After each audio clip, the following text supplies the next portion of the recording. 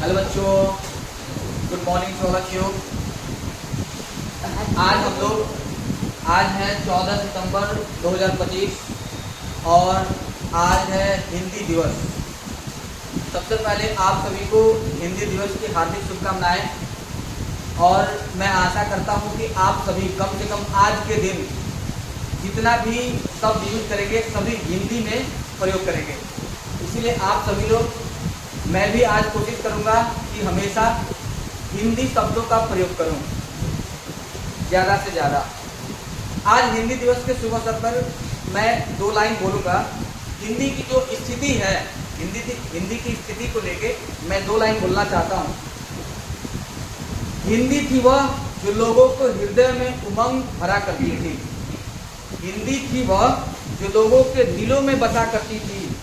हिंदी को ना जाने क्या हुआ, रहने लगी हैरान परेशान।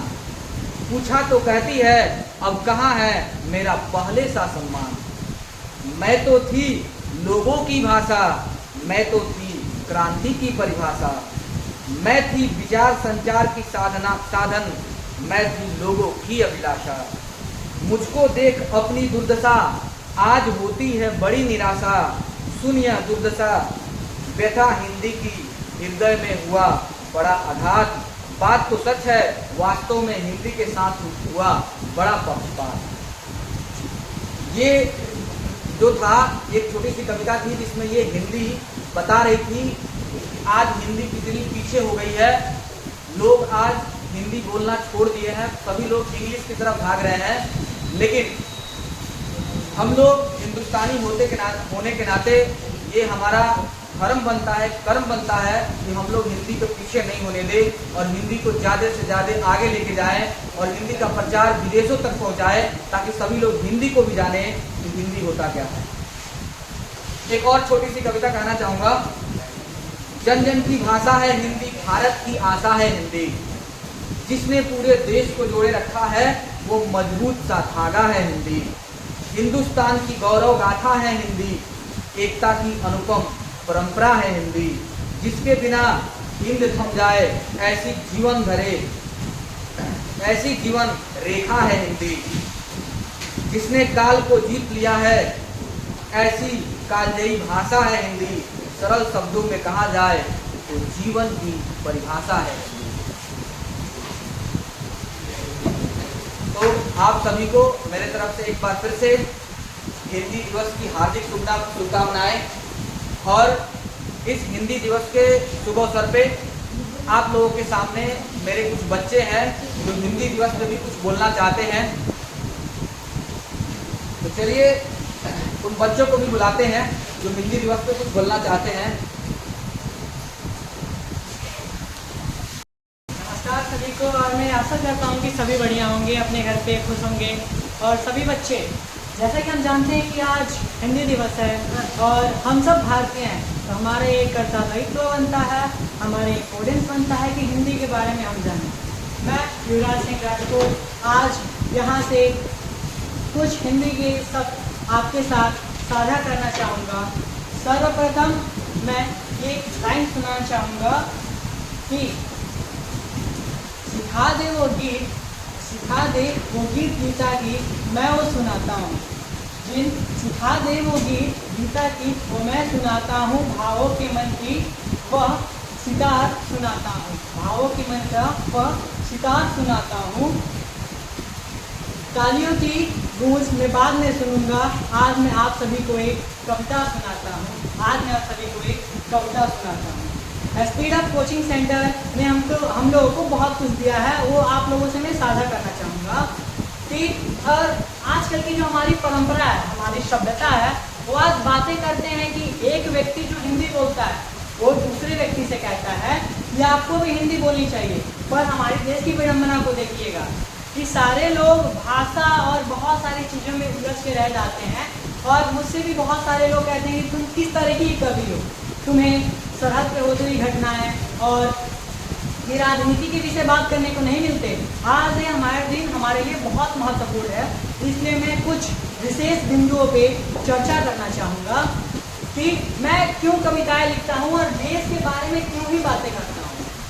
तो एक लाइन में कहना चाहूँगा, हर कष्ट उसी को मिलता है वही किस्मत की मारी है। हर कष्ट उसी को मिलता है वही किस्मत की मारी है। कभी कभी वो ढाल बनी, कभी बनी दो धारी है।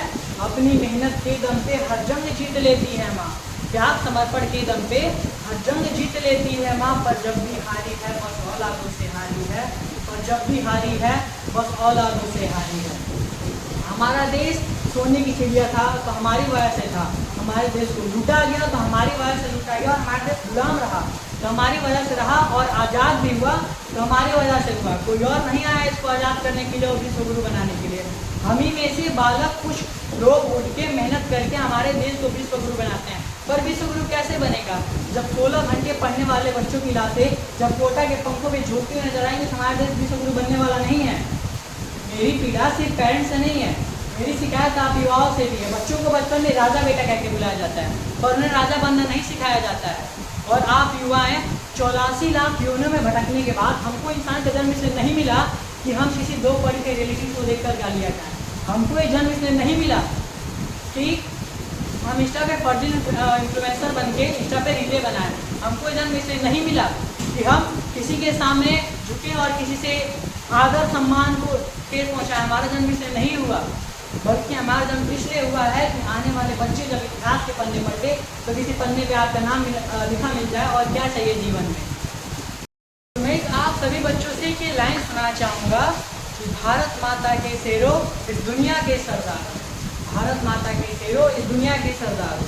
आज मैं यहाँ पे इसलिए नहीं आया कि आप लोग तालियां बजाएं, मैं कुछ बोलूँ, आप लोग सुने और आप घर में बैठ जाएं। बल्कि मैं यहाँ पे इसलिए आया हूँ कि मेहनत की सूखी पड़ गया, बरसात करने आया हूँ। आलस अधर्म अश्लीलता पर घात करने आया हूँ, बदलाव की आशा में और कविता की भाषा में। ऐ देश की युवा मैं तुझसे बात करने आया हूँ, ऐ देश की युवा मैं तुझसे बात करने आया हूँ कि जिस पर सदियाँ नाच करेंगी वो अद्भुत किरदार हो तुम। भारत माता के शेरों इस दुनिया के सरदार हो, भारत माता के शेरों इस दुनिया के सरदार हो। जब माँ सीता का हरण हुआ तो चिंती थी सेना सारी, बजरंग बली की ओर सभी ने देखा फिर बारी बारी। हाथ जोड़ के बोले हनुमत अब तुम नम में उड़ जाओ, हाथ जोड़ के बोले हनुमत अब तुम नम में उड़ जाओ। विकराल समुंदर लांघो माँ सीता को लेकर के आओ।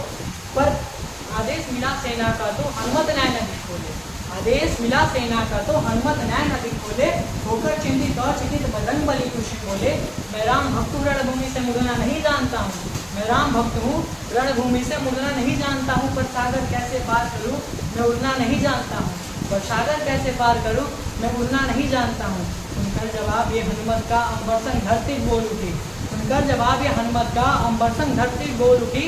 तांग शीना गर्मी स्वर में बानर सेना बोल उठी, हे राम दूत संकट मोचन है पंचमुखी बजरंग बली के बानर दूत पति अधिकार। दीनबंध में महावीर राघव पे मर मिटने वाले है वज्रकाय है सूरवीर। दुष्टों के प्राणों के हरता मानव रक्षा के अमरसूत, और मुख में दिनकर रखने वाले है कपि श्रेष्ठ है पवन पुत्र। सब दल को तुम बल देते हो खुद विदा में झूल गए हो, उड़ना तो जानते हो हनुमत बस उड़ना भूल गए हो। आज बैठ ये सारा इतिहास सुनाएंगे तुमको, कितना ऊंचा उड़ सकते हो ये याद दिलाएंगे तुमको। तो आज युवराज भी बस इसी जगह यही करने आया है, तुम भी ऊंचा उड़ सकते हो विश्वास दिलाने आया है कि जिस पर सदियाँ नाच करेंगी वो अद्भुत किरदार हो तुम। भारत माता के शेरों इस दुनिया के सरदार हो तुम, भारत माता के शेरों इस दुनिया के सरदार हो तुम। तो हे भारत के शेरों अब तुम एक लिंग का ध्यान करो, चलो जीत लो दुनिया को, चंडी का आह्वान करो। बहती नदिया की धार बनो, बहती नदिया की धार बनो, कुल की रक्षा में खार बनो। वीरों का तुम सिंगार बनो, मेहमानों का सत्कार बनो। तुम प्यार बनो, अंगार बनो, हुंकार बनो, टंकार बनो।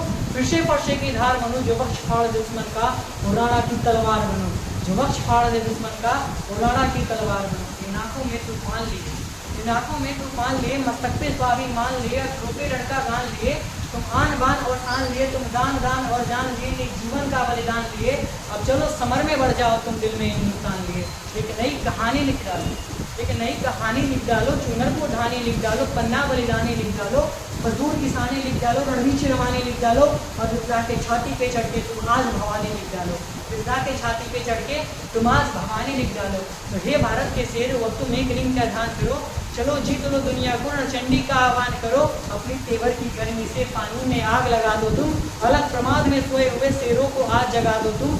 भारत को पुनः विश्व गुरु का पावन दर्जा लौटा दो और देश प्रेम के भाव से चेतक का कर्जा लौटा दो, चेतक का कर्जा लौटा दो।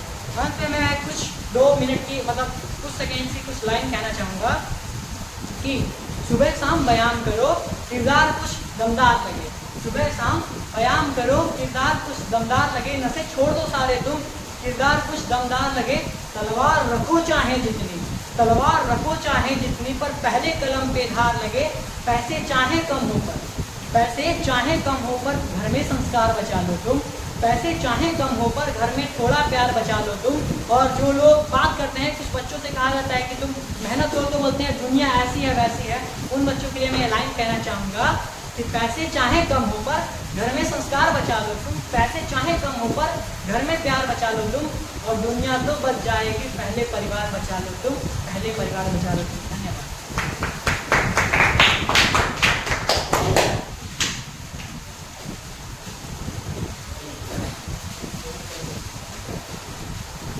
बहुत ही अच्छा युवराज के द्वारा बहुत ही अच्छा स्पीच बोला गया। बहुत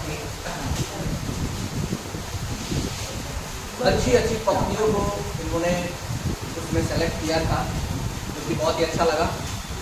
एक बार मैं दिल से युवराज को धन्यवाद देना चाहता हूँ।